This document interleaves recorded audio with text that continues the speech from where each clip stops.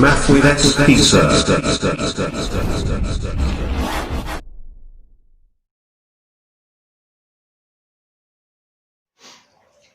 नमस्कार विद्यार्थियों।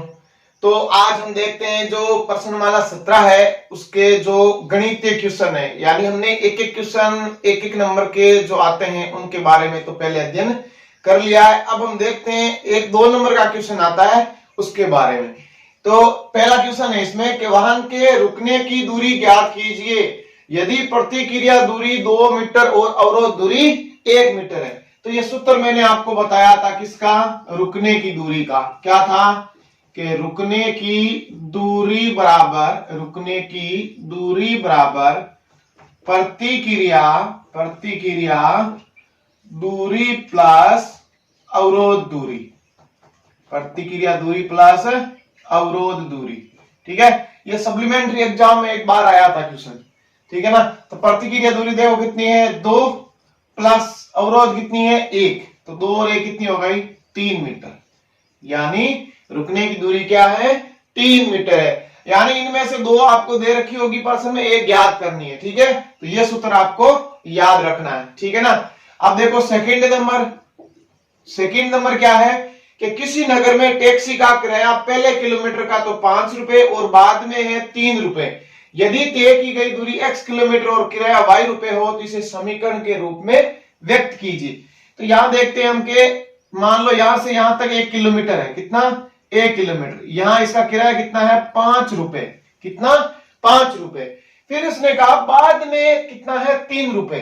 तो बाद में देखो एक दूरी कितनी तय कर रहा है x किलोमीटर, यानी x में से 1 किलोमीटर तो इसने पहले तय कर ली, कितनी 1 किलोमीटर। इसका किराया कितना है, इसका किराया है 3 रुपए। तो अब कैसे व्यक्त करेंगे समीकरण के रूप में, देखो कि समीकरण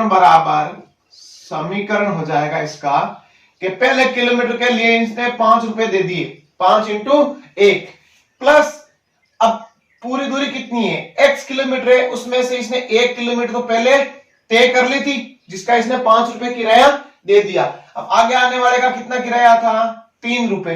अब शेष दूरी बचेगी ना, पूरी दूरी x है, उसमें से मैंने 1 किलोमीटर जो पहले 5 रुपए वो मैंने निकाल दिया, तो उसको मैंने 3 से इंटू किया, तो बराबर में टोटल किराया कितना है y। ठीक है ना। गुणा करो अब कि 5 एकम 5 प्लस 3 को गुणा करते हैं 3x और 1 से करेंगे तो 3 बराबर y। तो कितना बचेगा कि 3x प्लस 2 बराबर y, 3x 5 में से 3 गए। ठीक है ना। तो 3x माइनस वाई प्लस 2 बराबर 0। तो ये क्या हो गया समीकरण के रूप में व्यक्त हो गया। ये भी आपका देखो किसमें 2018 के एग्जाम में ये क्वेश्चन आया हुआ है, यानी अच्छे क्वेश्चन है। अब देखो यहाँ पे मान चेंज कर दे, किराया चेंज कर दे, दूरी चेंज कर दे। ठीक है ना। तो आपको थोड़ा सा प्रश्न पढ़ के आराम से आप इस क्वेश्चन को कर सकते हैं। ठीक है। अब हम आगे बढ़ते हैं क्वेश्चन नंबर 3 पर। ये 3 नंबर क्वेश्चन में क्या है, 3 नंबर में ए व बी 2 स्थानों के मध्य की दूरी कितनी है 150 किलोमीटर है। यानी 2 स्थान है ए है और बी है, इनके मध्य की जो दूरी है वो कितनी है 150 किलोमीटर। ठीक है ना।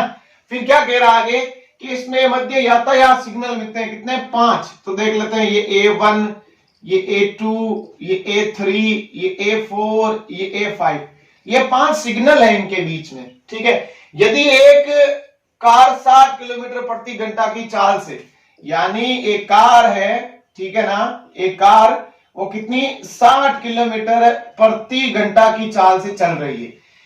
ठीक है ना, समान गति से। प्रथम, द्वितीय और तृतीय, चतुर्थ और पांचवें सिग्नल पर क्रम से 1 minute, 2 minute, 3 minute, 4 minute, 5 minute रुकती है। मतलब पहले सिग्नल पर 1 मिनट रुकेगी, दूसरे पर 2 मिनट, तीसरे पर 3 मिनट, चौथे पे 4 मिनट और पांचवें पे 5 मिनट। ये इस तरीके से रुकती हुई जा रही है। ठीक है। तो ए से बी तक कार को पहुंचने में लगा समय ज्ञात कीजिए। क्या, कार को पहुंचने में लगा समय ज्ञात कीजिए। तो पहले तो देखो हम कर रहे हैं तीसरा क्वेश्चन। तो यहां पे दूरी कितनी है, कुल दूरी है हमारी 150 किलोमीटर। कितनी है 150 किलोमीटर। और चाल कितनी है इसकी, चाल है 60 किलोमीटर प्रति घंटा। कितनी है 60 किलोमीटर प्रति घंटा। तो हम समय निकाल लेते हैं कि समय कितना होगा ये समय है 150/60, कितना हो जाएगा? देखो 15 6 कम, सॉरी 6 दूनी 12, कितने बच गए? 3।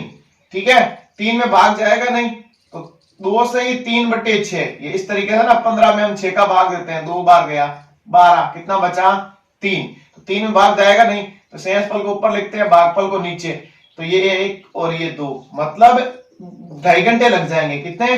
2.5 घंटा। कब? जब ये एक समान गति से चल रही है।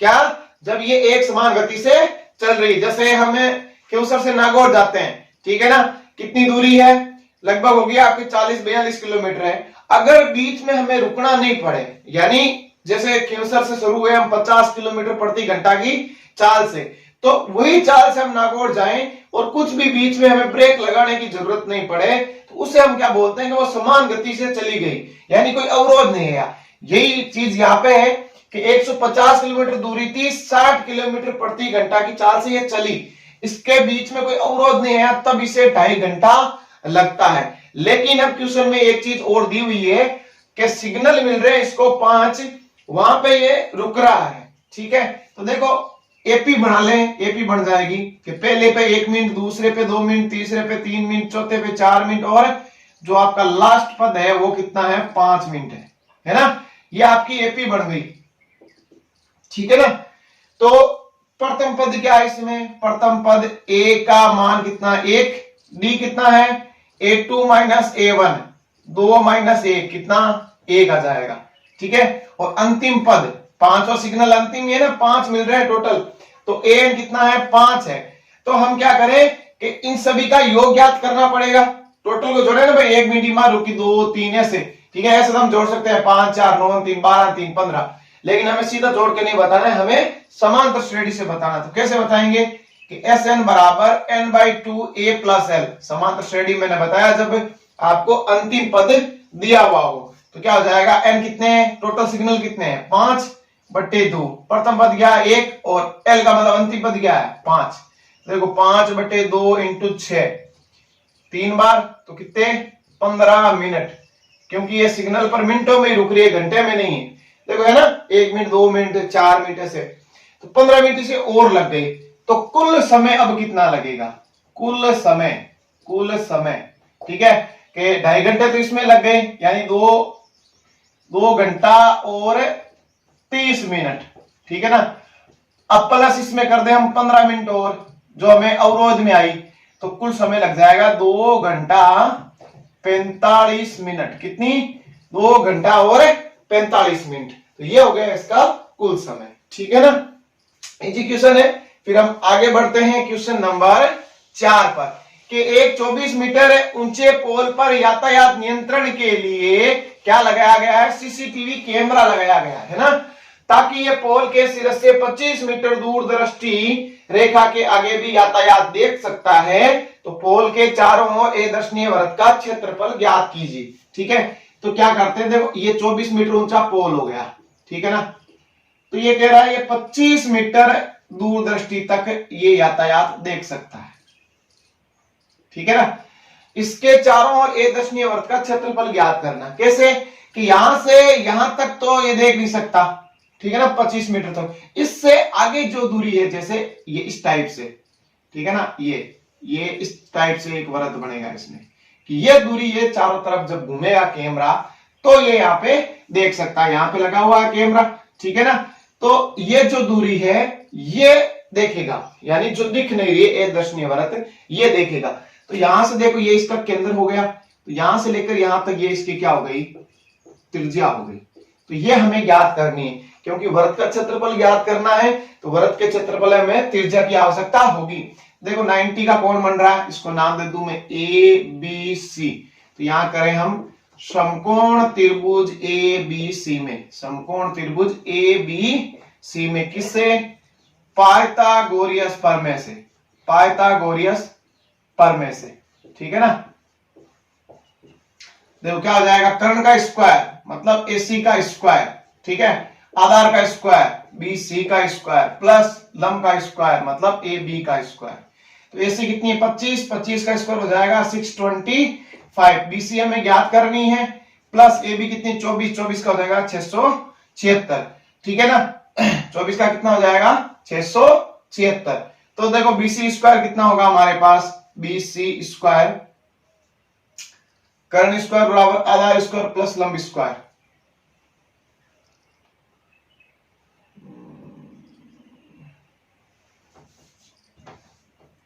ए बी स्क्वायर कितना 24, 24 का कितना हो जाएगा 476, कितना हो जाएगा 476।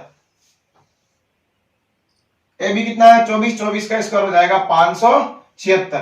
तो बीसी स्क्वायर बराबर क्या होगा 625 माइनस 576, मतलब बच जाएगा 49, यानी बीसी बराबर 49 का रूट, ठीक है ना। तो बीसी कितनी आ जाएगी 7 मीटर, कितनी आ जाएगी 7 मीटर, यानी ये त्रिज्या कितनी आ गई हमारे पास 7 मीटर। अब हमें क्या करना है, ए दर्शनीय वृत्त का क्षेत्रफल ज्ञात करना है। तो हम लिखेंगे ए दर्शनीय वृत्त का क्षेत्रफल, ए दर्शनीय वृत्त का क्षेत्रफल। वृत्त का क्षेत्रफल आपको पता है कितना होता है पाई आर स्क्वायर। तो पाई का मान यहाँ पे आप 3.14 ही लो, ठीक है ना। इन क्वेश्चनों में आर का स्क्वायर मतलब 7 का स्क्वायर हो गया 49। तो 3.14 को 49 से गुणा करते हैं, 9 चौक 36, 3 9 एकम 9 3 12, ठीक है। आंसर लगे 1 9 3 27 नहीं 28 इंटू 4 चौक 16, 1 4 एकम 4 और 1 हो गया, देखो 4 चौक 16, आंसर लगे 6 1 4 4 1 5 चौक चौके 56 हो गए, 4 3 12, तो कितने हो गए देखो 6 6 2 8 8 5 13 और 5। अब यहाँ पे हम लगाए तो 153.86, कितना 153.86 मीटर स्क्वायर, ठीक है ना। ये हो गया इस ए दर्शनीय वृत्त का क्षेत्रफल, ठीक है ना। तो कितना आसान है, कुछ ज्यादा नहीं। 24 मीटर ऊंचा पोल था, अब बोल रहा था 25 मीटर दूरदृष्टि तक, यानी यहाँ कैमरा लगा हुआ है, यहां से लेकर यहां तक जो 25 मीटर दूरी है, यहां तक ये यातायात देखेगा नहीं, इसके चारों ओर देखेगा, मतलब ये वाला, ठीक है ना। तो ये आपकी इसकी क्या हो गई त्रिज्या हो गई। तो उस अनुसार मैंने त्रिज्या निकाल ली और फिर मैंने वृत्त का क्षेत्रफल निकाल दिया। तो ये आपके 4 क्वेश्चन हो गए। अब और क्वेश्चन हम इसमें देखते हैं। क्वेश्चन नंबर 5 पीछे वाले क्वेश्चन की तरह, ये जो 4 नंबर क्वेश्चन क्या था, उसमें क्या था, उसमें एक दर्शनीय वृत्त का क्षेत्रफल था, यानी जो दिख नहीं रहा था वो ज्ञात किया था। इसमें हमें जो दिख रहा है उसको ज्ञात करना है, बस इतना ही अंतर है, ठीक है ना। तो देखो यहाँ पे ये हो गया आपका कितना 12 मीटर ऊंचा पोल, ठीक है ना, और 17 मीटर दूरदृष्टि रेखा तक यातायात देख सकता है, ठीक है ना। तो यानी हमें ये वाला वृत्त बनेगा, यानी ये ए हो गया, ये बी हो गया, ये सी हो गया, यहाँ पे कैमरा लग गया। ये दूरी हमें ज्ञात करनी, अब आप पाइथागोरस से ज्ञात कर सकते हो, फिर पाई आर स्क्वायर से, ठीक है ना। तो मैंने जो 4 नंबर क्वेश्चन में किया है वही यहाँ आपको करना है। वहां पे एक दर्शनीय वृत्त का था और यहाँ पे ये इसने पूछा कि कितना यातायात ये देख सकता है ना। इतना ही सिर्फ इनमें चेंज है, बाकी पूरा सेम है, ठीक है। तो ये आप खुद कर लेना 5 नंबर। 6 नंबर में हम देखें कि एक सीधे ऊर्ध्वाधर पोल पर यातायात नियंत्रण के लिए सीसीटीवी, बहुत इंपॉर्टेंट क्वेश्चन है, एग्जाम में आया हुआ भी है, ठीक है। तो पोल के सिरे से 113 मीटर दूरदृष्टि तक, यानी ये वाला देखो कितना देख रहा है, यहां से 113 मीटर, जो दूरदृष्टि से रेखा देखती है वो यही लंबाई होती है। कैमरा यहां लगा हुआ है ना, तो यही लंबाई होगी 113 मीटर, ठीक है ना। तो इसने इसमें यह कह दिया कि ये कैमरा 39,424 वर्ग मीटर तक यातायात देख सकता है, यानी इसने वृत्त का क्षेत्रफल दे दिया, यानी कि वृत्त का क्षेत्रफल कितना दे दिया इसने 39,424 वर्ग मीटर, ठीक है ना। अब इसमें हमने पूछा है कि पोल की ऊंचाई ज्ञात करो, इसको ज्ञात करो, ठीक है ना। तो इसको ज्ञात करने के लिए पहले हमें ये लानी पड़ेगी, ये वृत्त की क्या होती है त्रिज्या होती है ना। ये मैं देखो यहाँ वृत्त बनता है, तो ये वृत्त की त्रिज्या है। तो यहाँ पे देखो पाई आर स्क्वायर बराबर 39,424, तो आर स्क्वायर बराबर 39,424 में पाई का भाग लगेगा। पाई होती है 22/7, तो बट्टे वाले ऊपर चला जाएंगे, ठीक है। ये दो से कटेगा 11 बार, ये 2 से कितनी बार कटेगा देखो, 2 एकम 2 9 2 18 7 2 14 1 19,712, 2 एकम 2 1 बच गया 19 9 2 18 1 बचा 14 7 2 14, ठीक है ना। 2 एकम 2 और 2 2 4, ठीक है। अब हम क्या करते हैं 197 12 में 11 का भाग देके देखते हैं कितना आएगा। 11 कम 11 कितने बच गए 8 बच गए, 87, 11 7 77, कितने बच गए? 10 बच गए, यानी 101, 11 टे 88, ठीक है ना, 11 टे 88, कितने बच गए? 13, 2 उतारा 132, तो 132 कब आ जाएंगे? सॉरी, यहां 13 में पहले बार चला जाएगा ना, एक बार, ठीक है, एक बार, कितनी? 11, 2 बच गए 22, 11 दूने 22,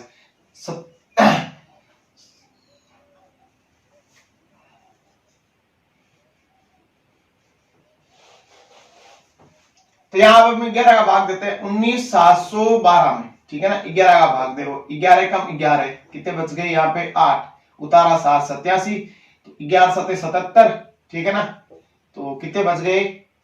10 बच गए, उतारा 1, 101, तो कितनी बार गया? 11 9 99,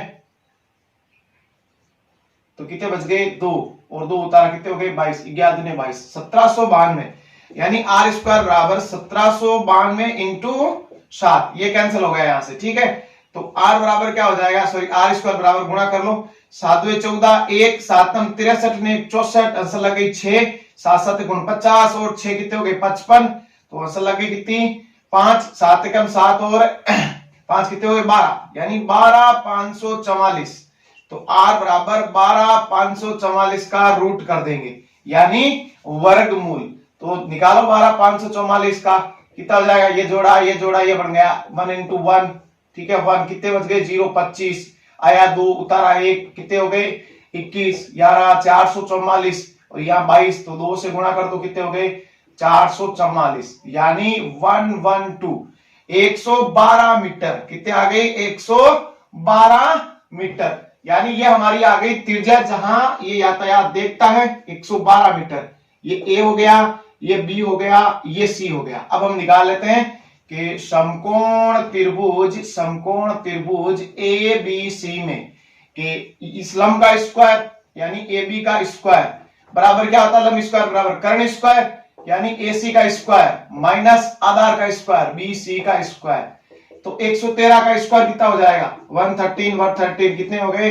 339 इंटू 113 इंटू 113, तो 96721, 12,769 माइनस 12,544, तो कितने बच जाएंगे? देखो 700 में से ये गए 200, 69 में से 44 को घटा लो, कितने बच जाएंगे? 25, यानी 225, ठीक है ना, कितने? 225, ए बी स्क्वायर बराबर, तो ए बी बराबर क्या आ जाएगा? 225 का रूट कितना हो जाएगा? 15, तो ये पोल की ऊंचाई कितनी आ गई? 15 मीटर। बहुत ही इंपॉर्टेंट और बहुत ही बढ़िया क्वेश्चन है, ठीक है ना, मान चेंज करके आपको क्वेश्चन में दे सकता है, ठीक है, इसी तरीके से आपको करना। ये आपके पोल की हो गई ऊंचाई। तो हमने कैमरा वाले क्वेश्चन कर लिए हैं 2-3, और भी बच गए, अगर बुक में दे रखे हैं या कहीं आपके और दे रखे हैं तो आप उनको जरूर मिलाएं, ठीक है ना। तरीका यही रहेगा, सिर्फ मान चेंज हो सकता है, ठीक है ना। तो क्वेश्चन नंबर 7 में देखते हैं हम, क्वेश्चन नंबर 7 में कि एक कार 50 किलोमीटर की गति से चलती है, यदि रुकने की दूरी 40 मीटर है तथा मंदन 4 मीटर प्रति सेकेंड स्क्वायर है, तो पहुंचने का समय ज्ञात करो। यानी वो शुरू से जैसे यहां से चलना स्टार्ट करती है किससे? 50 किलोमीटर प्रति घंटा से, लास्ट में यहां रुकती है, ये है ना, रुकने की दूरी 40 मीटर है। यहां जैसे यहां ब्रेक लगाया इसने, ठीक है, यहां से यहां पे रुकी, तो इसको दूरी यहां पे प्राप्त हुई कितनी? 40 मीटर। तो यहां रुक गई, मतलब यहां वेग कितना हो गया? 0 हो गया, यानी अंतिम वेग हमें कितना प्राप्त हो गया? अंतिम वेग वो हो गया आपके u मान लेते हैं, ठीक है, u बराबर कितना हो गया? 0, ठीक है ना। अब प्रारंभिक वेग कितना है? प्रारंभिक वेग का मतलब चाल वगैरह ही होता है ना, तो कितना? 50 किलोमीटर प्रति घंटा है, ठीक है, इसको हम v लिख देते हैं। क्या लिख देते हैं? v लिख देते हैं, ठीक है ना। प्रारंभिक वेग हो गया v, ठीक है ना। अब मंदन भी दिया हुआ है, ठीक है ना, कि मंदन कितना है? मंदन का मतलब है रुकना, यानी चाल में कमी करना, मतलब माइनस आएगा, माइनस का 4 मीटर प्रति सेकेंड स्क्वायर। तो जो प्रारंभिक वेग है उसको भी हमें किस में लाना पड़ेगा? मीटर प्रति सेकंड में लाना पड़ेगा। तो यहां हम इसको कर देते, देखो प्रारंभिक वेग v बराबर, देखो मीटर में चेंज करेंगे पहले 50 किलोमीटर को, तो 1000 से गुणा करना पड़ेगा। अब घंटा है तो इसको सेकंड में लाना है, ठीक है। तो 1 घंटे में सेकंड कितनी होती है? 36 होती है। तो यहां से देखो ये कट गया, ठीक है ना, 2 के पार्ट से ये 25 बार, ये कट गया 18 बार, फिर ये कट गया 5 बार, ठीक है ना, ये कट गया 9 बार, यानी 125 25 125 बट्टे 9 मीटर प्रति सेकंड, ठीक है ना। ये चाल देखो ये भी मीटर प्रति सेकंड में हो गई और मंदन की दर भी किसमें है? मीटर प्रति सेकंड में, ठीक है ना। अब हम क्या करें? अब हम गति के समीकरण से करें इसको, गति के समीकरण से, ठीक है। तो गति के समीकरण से क्या होगा? देखो v बराबर u माइनस ए टी, क्या u माइनस ए टी, जब क्या होता है? मंदन होता है, तो ठीक है ना, मंदन की दर के। तो v कितना है यहाँ पे? v हमारा है 125 बट्टे 9, ये करना है ना मीटर प्रति सेकंड। u हो गया 0 माइनस a कितना है? 4 है, तो इस माइनस का हो जाएगा 4t, ठीक है ना, 4t। तो t बराबर कितना आ जाएगा? 125 बट्टे 9 इंटू 4, ठीक है ना, तो 125 बट्टे 36, ठीक है ना। तो 125 में हमें 36 का लगाना है भाग, तो 36 से कम 36, 36 पे 72, 36 थी 108, है ना, 36 थी 108, क्योंकि एक बार और करेंगे कितने हो जाएंगे? 144, 36 चौके ज्यादा हो जाएंगे, कितने बच गए? 17 बच गए, ठीक है। पॉइंट लगाया, उतारा, यहाँ पे 0, कितने हो गए? 170, ठीक है। तो 36 चौके होते हैं आपके 144, ठीक है, और 36 पंजे हो जाते हैं 180, ज्यादा होंगे, 4 बार ही जाएगा, कितना? 144, ठीक है ना। इतना ही लगा दो, चाहे कितना हो गया? t बराबर 3.4 सेकेंड, ठीक है ना। ये इसका आंसर आ गया। जब मंदन की दर हो, मतलब जो मंदन होगा वो माइनस है, ठीक है ना। अब अंतिम वेग 0 हो गया, क्योंकि ये शुरू से यहां से चल रही है और लास्ट में 40 मीटर की दूरी में रुक रही है। लास्ट में तो ये बिल्कुल रुक ही गई एकदम वहीं, तो चाल वहां तो 0 होगी ना, वेग मतलब 0, तो अंतिम वेग 0, प्रारंभिक वेग यानी 50 किलोमीटर प्रति घंटा की चाल से इसने शुरू किया था, तो प्रारंभिक वेग हो गया 50। फिर देखो ये मीटर प्रति सेकंड में है, तो इसको भी मुझे मीटर प्रति सेकंड में, ये तो वैसे ही 0 चेंज करने की जरूरी नहीं है, तो इसको देखो मैंने किलोमीटर को 1000 से गुणा किया तो मीटर में हो गया, और जो घंटा था उसमें मैंने क्या किया? 3600 का भाग लगाया तो सेकंड में हो गया, ठीक है ना। तो हो गया क्वेश्चन नंबर 7। अब हम आगे देखते हैं क्वेश्चन नंबर 8। क्वेश्चन नंबर 8 में क्या है कि दो कारें हैं ए और बी, एक हाईवे पे चल रही है, ठीक है ना, ये ए हो गई, ये बी हो गई, ठीक है ना, 100 किलोमीटर की दूरी पर है, यानी इन दोनों के बीच की दूरी वो कितनी है? 100 किलोमीटर है। कितनी है? 100 किलोमीटर है। यदि ए व बी एक ही समय पर चलना प्रारंभ करती है, ठीक है, समान दिशा में 5 घंटे, वे विपरीत दिशा में 1 घंटे पर मिलती है, तो इनकी चाल ज्ञात करनी। तो पहले हम इनकी चाल मान लेते हैं। माना कार ए की चाल कितनी हो गई? x किलोमीटर प्रति घंटा, और कार बी की चाल कितनी हो गई? y किलोमीटर प्रति घंटा, ठीक है। अब दो स्थिति दी इसने, पहली तो दी है समान दिशा में, तो समान दिशा में होने पर, ठीक है ना, पहली स्थिति हो गई आपकी समान दिशा में होने पर। अब इसमें क्या होता है? इसमें यह होता है कि समय इंटू चालों का अंतर बराबर क्या होता है? दूरी। यानी सूत्र तो वही लगता है दूरी का, दूरी बराबर चाल इंटू समय, क्या?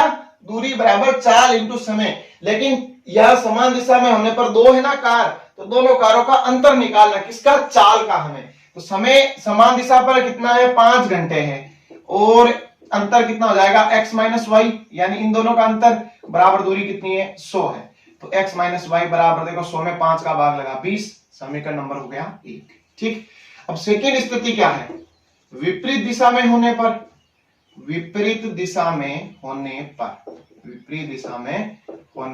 ठीक है ना। तो विपरीत में होगी तो इससे क्या लगता है? 1 घंटा लगता है। तो उसमें यह होता है समय इंटू चालों का क्या हो जाता है? योग।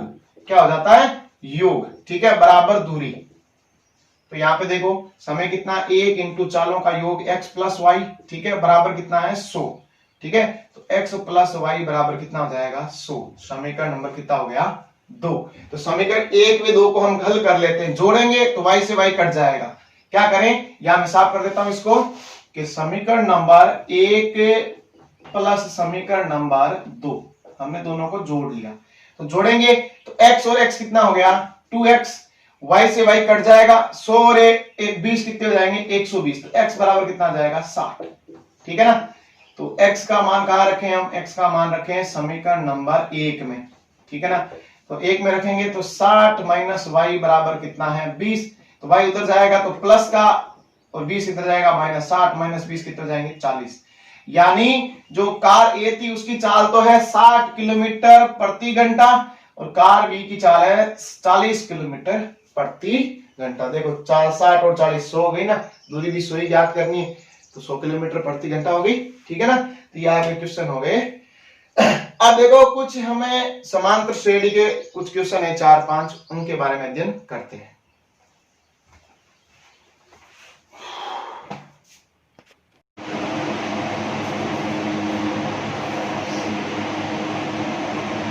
क्वेश्चन नंबर देखते हैं 9 कि यदि राजू पहली, दूसरी और तीसरी व चौथी सिग्नल लाइट को कारण से यानी एक समांतर श्रेणी दे सकती है एपी कितनी 3, 8, 13, 18 इस तरीके से। ठीक है। तो इसमें A1 कितना हो गया या A3 हो गया, A2 कितना हो गया 8 हो गया, तो D कितना है A2 माइनस A1 यानी 8 माइनस 3 कितना हो गया 5। ठीक है। तो 78 सेकेंड में कौन सी सिग्नल लाइट, तो मैंने समांतर श्रेणी में भी बताया था कौन सी कितने ऐसा कुछ आए, मतलब वहां पे एन का मान है, 78 किसका है एन का मान है। तो हमें एन ज्ञात करना है। ठीक है। क्या ज्ञात करना है एन ज्ञात करना है। एन बराबर ए प्लस एन माइनस 1 डी, तो 78 बराबर ए हो गया 3 प्लस एन ज्ञात करना है, डी कितना है 5, तो 3 माइनस हुए 78 में से कितने बच गए 75 बराबर एन माइनस 1 5, n माइनस 1 बराबर 75 में 5 का भाग कितनी बार 15 बार, n बराबर क्या हो जाएगा 15 प्लस 1 कितना 16। यानी अतः 78वां सिग्नल 78 सेकेंड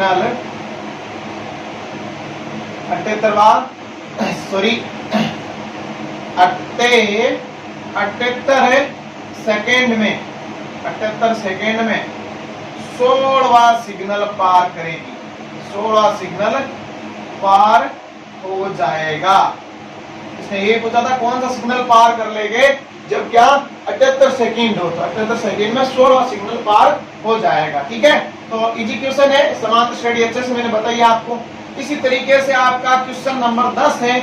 ठीक है। इसमें भी समांतर श्रेणी दे रखी है कि 3, 8, 13 कि प्रथम 3 पे है, दूसरा 8 पे, तीसरा और अंतिम सिग्नल कितना है 253 है। ठीक है। अब हमें 20वां सिग्नल ज्ञात करना, तो उसके लिए हमें पहले ए और डी के मान चाहिए। क्या चाहिए ए और डी के मान चाहिए। तो यहां पे देखो A1 या A कितना हो गया 3 हो गया, वही A2 8 है, तो D कितना है A2 माइनस A1 है, यानी D बराबर 8 माइनस 3, ये हो गया आपका 5। ठीक है। अब AN आपके पास 253 है, तो वही AN बराबर A plus N minus 1 D। ठीक है ना। तो 253 बराबर 3 प्लस N माइनस 1 D कितना हो गया 5, 3 माइनस कर लो कितने हो जाएंगे 250, N माइनस 1 इंटू 5, 5 का भाग लगाओ कितना आएगा 50 बराबर N माइनस 1, तो N बराबर 50 प्लस A कितना हो जाएगा 51 हो जाएगा। ठीक है ना। कितना हो जाएगा 51 हो गया। ये हो गया आपके N का मान। यानी अब ये ज्ञात करो कि 20वां सिग्नल कितनी दूरी पर लगा है, 20वां सिग्नल कितनी दूरी पर लगा है, तो A20 आपको ज्ञात करना है, A प्लस 19D। ठीक है। ये मैंने n निकाल दिया, इसमें n ने इतना पूछा भी नहीं है, फिर भी मैंने इसको निकाल दिया n को भी। ठीक है ना। कि n टोटल पूछे नहीं इसने सीधा ही 20वां सिग्नल पूछा था, तो हम सीधा ही निकाल सकते थे। कैसे कि n का 20 है, n का कितना है 20 है, a का कितना है, a का है 3 और d आपका है 8, तो आप सीधा ही निकाल सकते हो 820। ये करने की जरूरत नहीं है, ये तो मैंने ऐसे निकाल दिया, लास्ट दे रखा था तो टोटल सिग्नल निकाल दिए मैंने कितने हैं। ठीक है ना। तो ये समांतर श्रेणी तो हो गई कंप्लीट। अगर और भी अगर कोई क्वेश्चन है, जैसे 11वां क्वेश्चन है, ये भी देख लो, बहुत कुछ आएगा आपसे भी। 31वां सिग्नल ज्ञात करना है। ठीक है ना। 11वां सिग्नल यानी A11 कितना है, A11 है 380, यानी A प्लस 10D बराबर 380, ये हो गया 1 नंबर। ठीक है। फिर 16वां सिग्नल 730, A16 बराबर 730, तो A प्लस 15D बराबर 730। ठीक है ना। तो 1 में से 2 को घटा के डी का मान ज्ञात कर लोगे, फिर वापस रख के ए का मान, फिर हमें लास्ट में करना 31, ए 31 यानी ए प्लस 30d या ए और डी के मान रख देना। ठीक है ना। अब देखो कुछ हम त्रिकोणमिति के क्वेश्चन भी देख लेते हैं। वैसे मैंने आरटी वचनालय भी बताया नहीं है, फिर मैं थोड़ा बहुत बता देता हूं। ठीक है ना, कि उन्नयन कोण और अवनमन कोण के बारे में, कि रेलवे स्टेशन पर एक खंबे के आधार से 30 मीटर दूरी पर, मान लो ये खंबा है, इससे 30 मीटर दूरी है, ये कितनी दूरी है, 30 मीटर दूरी है। ठीक है ना। स्थित एक प्लेटफॉर्म एक बिंदु से खंबे की चोटी, यानी यहाँ पे प्लेटफॉर्म है और ये हो गई आपके खंबे की चोटी। ठीक है ना, उससे उन्नयन कोण बन रहा है। उन्नयन कोण कहां बनता है, आंख के ऊपर बनता है, ऊपर की ओर। ठीक है ना, आंख के ऊपर की ओर, और अवनमन नीचे की ओर बनता है। तो यहाँ पे कितना बन गया आपके 30 डिग्री बन गया। ठीक है ना, तो ये हो गया ए, ये हो गया बी, ये हो गया सी। ठीक है ना। तो खंबे की ऊंचाई ज्ञात करो। मान लो ये एच ज्ञात करनी, मान लेते हैं, माना खंबे की ऊंचाई, माना खंबे की ऊंचाई ए बी बराबर एच मीटर। ठीक है ना। तो यहां पे देखो लंब दे रखा है और आधार दे रखा है, तो किस में होता है, टेन में होता है। तो यहां लिख दें त्रिभुज ए बी सी में टेन 30 बराबर थीटा है ना, 30 ही तो है, ए बी बटा कितने हो जाएंगे, BC। तो टेन 30 कितना होता है, 1/√3। ठीक है, ए बी कितना है, h है। ठीक है ना, BC कितना है, 30 है। ठीक है, तो h बराबर क्या हो जाएगा, √3, h बराबर 30, तो h बराबर 30/√3। ठीक है, तो देखो 30 को हम ऐसे लिख सकते हैं, √3 इंटू √3 इंटू 10/√3, यानी 30 को हम लिख सकते हैं 3 इंटू 10, फिर 3 को लिख सकते हैं रूट इंटू √3। ठीक है, तो भाग देने की जरूरत नहीं है। √3 कितना है, 1.73। ठीक है, इंटू 10 यानी 17.3 मीटर आ जाएगी खंबे की ऊंचाई। ठीक है ना। तो इसी प्रकार से आपके देखो और क्वेश्चन मिल जाएंगे, बुक में नहीं है तो आपकी जो संजीव पासबुक आती है या एक्सीलेंट आती है, क्योंकि जो इसके आपके सड़क सुरक्षा के क्वेश्चन वो किताब में ज्यादा नहीं दे रखे हैं। ठीक है ना, तो वहां पे आपको अन्य महत्वपूर्ण क्वेश्चनों में ये मिल जाएंगे। तो आप वहां पे उन्नयन कोण है, अवनमन कोण है, ऐसे क्वेश्चन बहुत सारे हैं, तो आप उनको मिलाएं। वैसे मैं आपको उन्नयन अवनमन के बारे में जो प्रश्नमाला 8 है वो बताएंगे पूरी, तो उनसे रिलेटेड ये क्वेश्चन। सिर्फ इसमें क्या है, यातायात है, रेलवे स्टेशन डाल दिया, खंबा डाल दिया, मतलब यातायात के रूप में इस क्वेश्चन को बना दिया और क्वेश्चन वही है। तो इसमें क्या है, कुछ इतना कोई सेम ही तो क्वेश्चन है, सिर्फ यहाँ पर रेलवे स्टेशन कह दिया, खंबा कह दिया, कैमरा कह दिया, क्योंकि ये यातायात से जुड़े हुए हैं। ठीक है, तो और भी बहुत सारे क्वेश्चन हैं, तो आप वो जरूर मिलाएं। उनके टाइप के क्वेश्चन मैंने एक एक दो बता दिए हैं, बाकी है वो आप मिलाएं। अगर कोई क्वेश्चन और रह जाएगा तो आप मुझे सूचित करें, मैं आपको और बता दूंगा। ठीक है ना। वैसे आपको समांतर श्रेणी आनी चाहिए और आपको आरटी प्रश्नमाला आनी चाहिए, बस और कुछ नहीं है, और बाकी एक एक नंबर के मैंने बता दिए। ठीक है ना, तो आप इसका अच्छे से अध्ययन करें, क्योंकि बहुत आसानी से आपको इसमें 4 नंबर मिल जाते हैं। ठीक है ना, तो आप इसका अध्ययन करें। अब हम आगे देखेंगे प्रश्नमाला 9। ठीक है ना, निर्देशांक ज्यामिति जो 6 नंबर की है। ठीक है ना, तब तक के लिए धन्यवाद।